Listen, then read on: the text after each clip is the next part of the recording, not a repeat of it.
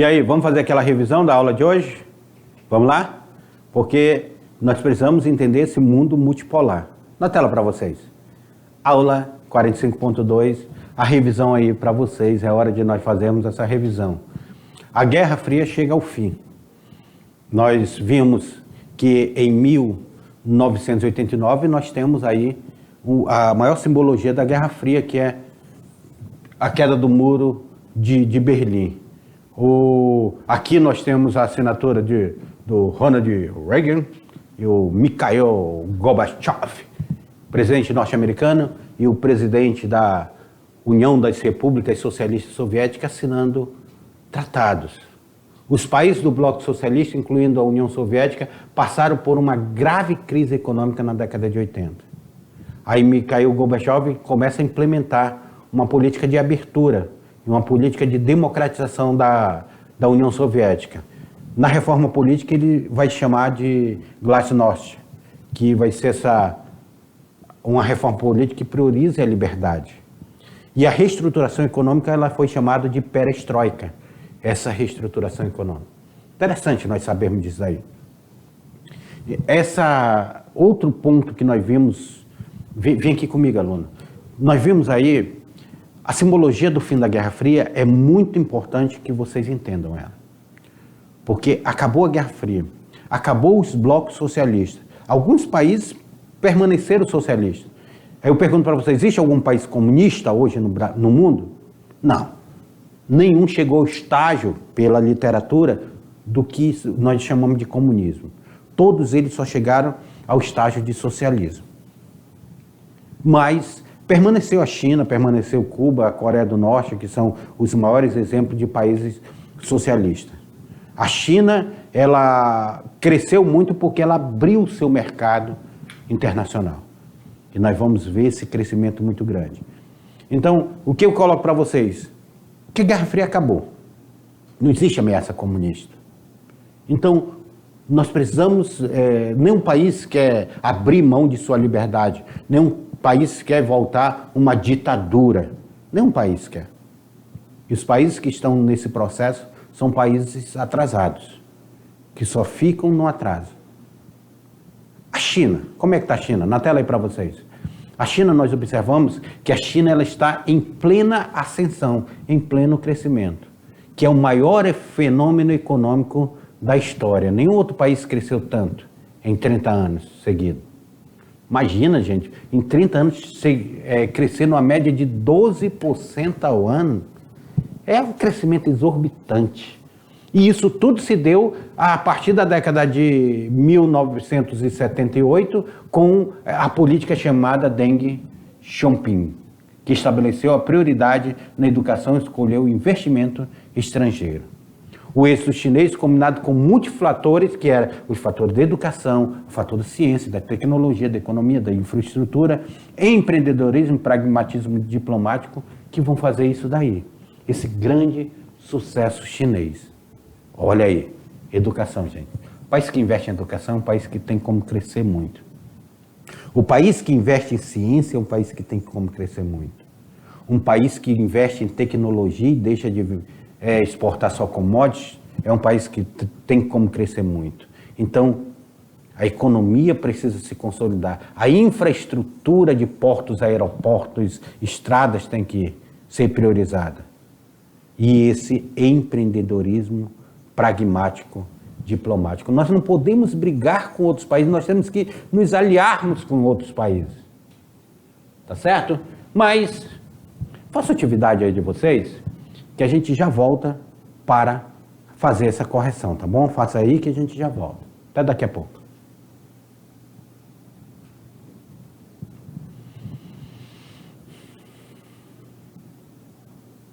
Atividade. Vocês fizeram atividade para vocês fixarem esse momento. Agora nós vamos passar pela correção. Vamos lá para a correção da atividade? Vamos lá, correção da atividade aí de vocês para a gente observar esse assunto que nós estamos estudando. A questão número 1. Ela fala o seguinte: o fim da Guerra Fria e da bipolaridade entre a década de 1980 e 1990 gerou expectativa de que seria instaurada uma ordem internacional marcada pela redução de conflitos e pela multipolaridade. A palavra-chave aqui também está dentro da multipolaridade, que é o assunto da nossa aula de hoje. O panorama estratégico do mundo pós-Guerra Fria apresenta: letra A, aumento de conflitos internos associado ao nacionalismo, às disputas étnicas, ao extremismo religioso e ao fortalecimento de ameaças como o terrorismo, o tráfico de droga e o crime organizado? Ou letra B, o fim da corrida armamentista e a redução dos gastos militares da grande potência, o que se traduziu em maior estabilidade nos continentes europeus e asiáticos, que tinham sido palco da Guerra Fria? Esse continente tinha sido palco da Guerra Fria? Ou a letra C, o desengajamento das grandes potências, pois intervenções militares em regiões isoladas por conflitos passaram a ser realizadas por organizações das Nações Unidas, com um maior envolvimento dos países emergentes? Seria essa? Ou a letra D? A plena vigência do Tratado de Não Proliferação, que afastou a possibilidade de um conflito nuclear como ameaça global devido à crescente consciência política internacional acerca desse período? Ou a condição dos Estados Unidos como única potência não é multipolar, mas que se submeter a decisões da ONU no que concerne às ações militares? E aí, seria a letra A, B, C ou D? Hein? O que seria? Meus queridos, acabou a Guerra Fria. O que resta quando acaba a Guerra Fria? Alguns conflitos internos eles vão estar presentes após a Guerra Fria. Agora não é mais conflito internacional, mas nós temos alguns conflitos internos. Conflitos ligados, associados ao nacionalismo de algumas regiões. Isso nós vamos perceber na África, vamos perceber na Ásia, no Oriente Médio ali. Vamos perceber esses conflitos sendo travados. Outra questão também que nós vamos observar após o fim da Guerra Fria vai ser o extremismo religioso. Ele vai estar muito forte, o extremismo religioso. Inclusive, no período da Guerra Fria, os Estados Unidos vai ser quem vai financiar a Al-Qaeda a combater os soviéticos para o socialismo não chegar ali no Oriente Médio. E depois a Al-Qaeda se volta contra os Estados Unidos. Só para vocês terem uma ideia. Então, esse conflito, o extremismo religioso, ele vai ser muito forte nesse período, que leva a essas ameaças como terrorismo. Terrorismo na Inglaterra, terrorismo em Paris, terrorismo nos Estados Unidos, que vão aparecer. Esse terrorismo contra os países ocidentais. Outra questão também que nós vamos observar após o fim da Guerra Fria vai ser o grande aumento do tráfico de droga. Porque as espionagens, tudo, ela detectava isso mais rápido e havia um combate mais rápido. Agora, olha, só é nós olharmos os cartéis aqui colombianos, o cartel de Medellín, o cartel de Cali, só é nós olharmos El Chapo, lá no México, o crescimento desse tráfico de droga, viraram grandes impérios esse tráfico de droga. E com isso, o crime organizado. Então, são coisas que nós vamos observar após o fim da Guerra Fria. É por isso que a questão correta dessa daí é justamente a letra A. O aumento dos conflitos internos associados ao nacionalismo, às disputas étnicas, ao extremismo religioso e ao fortalecimento de ameaças como terrorismo, tráfico de droga e o crime organizado. Vamos para Enem, já chega pesado aqui, hein? Ao limitar a maioria dos casais da China continental a um filho, recentemente foi derrubado, tá, essa questão aí. Agora eles podem ter mais de um filho. A Constituição Nacional Popular e Planejamento Familiar afirma que cerca de 400 milhões de nascimentos foram prevenidos de 1979 em diante. Olha, ao limitar, eles dizem que 400 milhões de indivíduos deixaram de nascer por causa dessa prevenção. O nascimento prevenidos da China também são significativos para a preservação dos recursos naturais e meio ambiente em todo o mundo, diz o professor Yang Xin, do Instituto de População e Desenvolvimento, parte da Universidade Nankai. Mas esse mérito poderia ser desperdiçado caso a população chinesa viesse a consumir de modo incansável, como fazem os ocidentais, dado o tamanho da população do país. Os dados oficiais demonstram que o consumo per capita chinês é 20% inferior ao dos Estados Unidos. Caso fossem iguais, o uso total da energia na China seria 4 vezes maior do que o norte-americano. De acordo com Yuan, o governo chinês reconheceu o potencial de consumo excessivo e adotou políticas que encorajam uma economia de estilo de vida verde. Promoveu o fechamento de indústrias poluentes e que consomem energia intensamente. Desencorajou a compra de automóveis por meio de diversas medidas, entre elas andar de bicicleta, tá? Promoveu a separação do lixo reciclável e a conservação da água e energia, proibiu a distribuição de sacola plástica. Aqui essa matéria de 2011 da Folha UOL. E ela fala o seguinte: o texto revela o resultado das práticas e controle do crescimento do modo de vida da população chinesa, promovida pelo governo.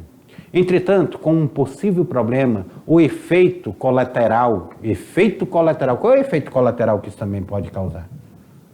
O futuro dessa política pode citar o aumento da disparidade econômica entre as diferentes regiões chinesas, o problema relacionado à previdência social e aposentadoria em virtude da inversão da pirâmide etária da população, a diminuição do nacionalismo chinês em virtude do aumento da influência global que poderia provocar a fragmentação do território da China, ou as estratégias de redução do consumo pode provocar aumento excessivo da inflação da economia chinesa. O crescimento do capitalismo neoliberal e financeiro. Meus queridos alunos, vocês sabem que a China ela tem um controle de natalidade muito forte. E esse controle de natalidade, limitando a um filho por casal, o interessante é que um amigo meu falou, ele disse: Beto, tu já percebeu que na China você não tem cunhado? Eu digo, como assim? Você não tem cunhado. Se você tem só um filho, ninguém casa com a sua irmã. Eu digo, é mesmo, não tem cunhado na China. Aí eu disse, que coisa interessante. Ele disse, qual foi a outra coisa que ele falou, que não tinha também? Se não tem cunhado, você não tem sobrinho. Eu digo, não é que é mesmo? Você não tem sobrinho, não nasce sobrinho seu. Se a sua irmã você não teve, nem seu irmão, então você não vai ter sobrinho. Eu digo, interessante essas análises aí, porque a China ela fez esse controle. E dizem que esse controle ele foi benéfico, porque durante esse período de controle, 400 milhões de pessoas deixaram de nascer. E com isso, vocês sabem que as pessoas, quando elas nascem, elas já se tornam um consumidor. O bebê, quando nasce, ele já é um consumidor. Quantas fraldas descartáveis não vão por dia para o lixo, para os lixões? Quanta energia não é necessária para produzir uma fralda descartável daquela? Então, nós nos tornamos consumidor. Mas o texto também ele coloca aí um comparativo que, se o consumo fosse igual no Ocidente, o consumo chinês, em comparação dos Estados Unidos, é menor, é 20% menor. Senão, a China teria que gastar também mais recursos naturais com isso. Por isso que eles fizeram esse controle populacional. Mas um problema de efeito colateral é porque, quando nós nos aposentamos, nós olhamos uma coisa chamada na ciência previdenciária, chamada cálculo atuarial. O cálculo atuarial, ele nada mais nada menos é do que uma projeção do que nós vamos precisar para quando nós formos nos aposentar. E quando nós fazemos uma pirâmide social, nós colocamos a camada mais idosa aqui em cima e a camada mais nova aqui embaixo. E a camada mais nova, que ainda está trabalhando, sustenta quem já está aposentando.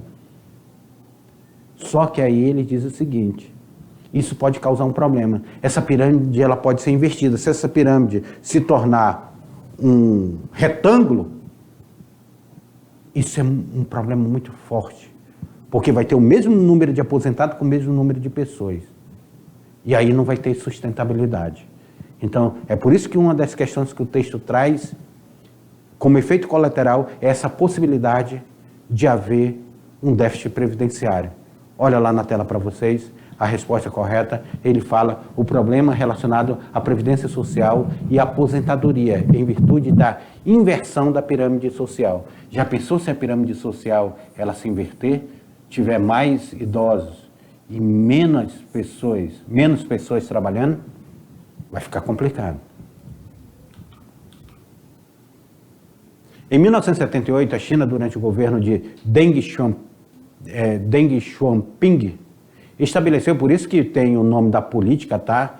O governo dele, Deng Xiaoping, estabeleceu uma política, a mesma estava voltada para acolher o investimento estrangeiro e permitir ampla participação do setor privado na economia. O setor que estavam falando foi educação, política, cultura, festival chinês, culinária. De que se estava falando? Daqui a gente bateu muito nisso aqui. A China. Deng Xiaoping, tá? Governo que vai tratar sobre essa questão dessa estrutura, a partir do governo dele, e cria essa política. Ele investiu muito em educação. Muitas pessoas fazendo faculdade, muitas pessoas indo para fora estudar. E elas trouxeram alguma cultura do Ocidente e trouxeram para a China, e com isso a China desenvolveu cada vez mais. Então, a resposta correta na tela para vocês é a letra a educação. Vamos lá, ainda tem uma quarta aqui que ela fala o seguinte: a guerra consiste não só na batalha ou no ato de lutar, mas num período de tempo em que a vontade de disciplina pela batalha é suficiente colhida. A afirmação de Thomas Hobbes se encaixa bem ao período conhecido como Guerra Fria, fenômeno pós-guerra mundial que durou 45 anos. No Brasil, um dos principais efeitos dessa conjuntura internacional foi o quê? A formação de um bloco independente, a União Soviética e os Estados Unidos, liderado pelo Brasil e América do Sul. Não, nós não tornamos. Nós tornamos capitalista ligado aos Estados Unidos. Ao apoio dos Estados Unidos a uma troca de abrandamento da dívida externa naquele momento? Não. Fizemos foi crescer essa dívida externa. A adesão ao bloco liderado pelos Estados Unidos, apesar da permanência das ações diplomáticas da União Soviética, também não. Tá?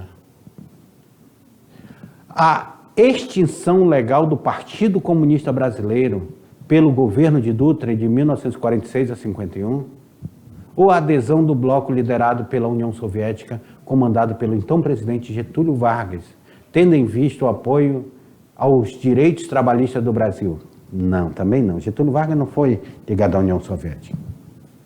Getúlio Vargas era ligado ao fascismo, ele era muito simpatizante do fascismo. Mas, meus queridos, uma das questões, Dutra, ao assumir o Brasil no lugar do Getúlio Vargas, ele coloca na ilegalidade o Partido Comunista do Brasil, porque Dutra estava aliado com esse bloco dentro da Guerra Fria, com esse bloco norte-americano dentro da Guerra Fria. Então a resposta correta dessa daí é justamente a letra D, a extinção legal do Partido Comunista Brasileiro no governo Dutra. E chegamos ao fim de mais uma aula. Eu espero que vocês tenham gostado da nossa aula e eu espero vocês em uma próxima aula. Até lá!